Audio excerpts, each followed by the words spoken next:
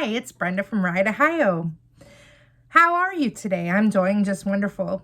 Today I'd like to talk just a few minutes about one of my favorite restaurants that I like to take riding my bike. So we like to go down to Belmont County, Ohio, down close to St. Clairsville, to a bar and grill called Chapz. I don't know if you've heard of it, if you're from the area, but it is really good.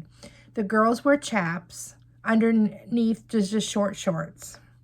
But it's a bar. They have live entertainment sometimes outside on the patios in the summertime. They have amazing burgers, wings, etc. It is very nice, and all the girls are really nice too. But I just want to tell you that is another one of my favorite restaurants in Belmont County. Look it up. It's called Chapz. All right, guys, don't forget to like, share, and subscribe to our channel. Help us out, please. We need it. Thank you. Bye.